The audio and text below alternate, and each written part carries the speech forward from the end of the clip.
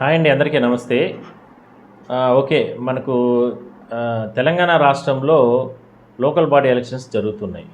పెద్ద ఎత్తున ముఖ్యమంత్రి రేవంత్ రెడ్డి గారు కావచ్చు, లేదంటే మంత్రులు, అదేవిధంగానే మిగిలిన ప్రతిపక్ష పార్టీలు వీళ్ళందరూ కూడా పెద్ద ఎత్తున ఈ లోకల్ బాడీ ఎలక్షన్స్లో ప్రచారం కొనసాగిస్తున్నారు. త్వరలోనే ఎన్నికలు ఉండబోతున్నాయి. వాళ్ళు గెలుపు దిశగా ఎవరి ప్రయత్నాలు వాళ్ళు చేసుకుంటున్నారు.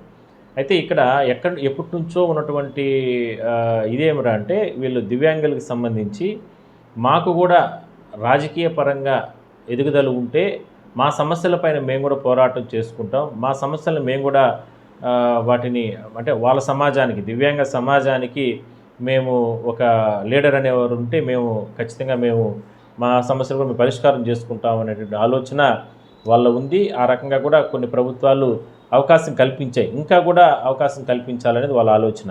అందువల్ల వాళ్ళు మరో డిమాండ్ వ్యక్తం చేయడం జరిగింది. తెలంగాణలో స్థానిక సంస్థల ఎన్నికల్లో దివ్యాంగులకు రిజర్వేషన్ కల్పించాలి.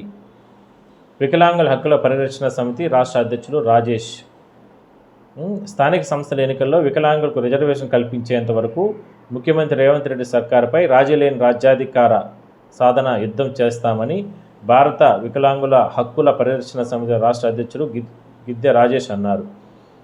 బుధవారం సూర్యాపేట జిల్లా మోతే మండలం బర్కచుర్లాలో నిర్వహించిన ముఖ్య కార్యదర్శి సమావేశానికి ముఖ్య అతిథిగా హాజరైన మాట్లాడారు. ముఖ్యమంత్రి రేవంత్ రెడ్డి అసెంబ్లీ, పార్లమెంటు ఎన్నికల సమయాల్లో వికలాంగులకు ఇచ్చిన హామీలను నెరవేర్చకుండా అడుగడుగునా వికలాంగులకు సమాజంపై వివక్ష ప్రదర్శిస్తున్నారని, ప్రభుత్వం వికలాంగులకు ఇచ్చిన హామీని నెరవేర్చకుండానే దొడ్డిదారిన స్థానిక సంస్థల ఎన్నికలు నిర్వహించేందుకు ప్రయత్నాలు చేస్తుందని, వికలాంగుల సమాజాన్ని రాజకీయంగా ఎదగకుండా అడ్డుకుంటున్నారని ఆవేదన వ్యక్తం చేశారు. ప్రజాస్వామ్యవాదులు, మేధావులు, ప్రజలు గమనిస్తున్నారని ఆయన ఆవేదన వ్యక్తం చేశారు. సో దీనిపైన మాత్రం మాకు న్యాయం చేయాలనేది ప్రధానంగా అతను డిమాండ్ అతని ఆవేదన కనబడుస్తుంది.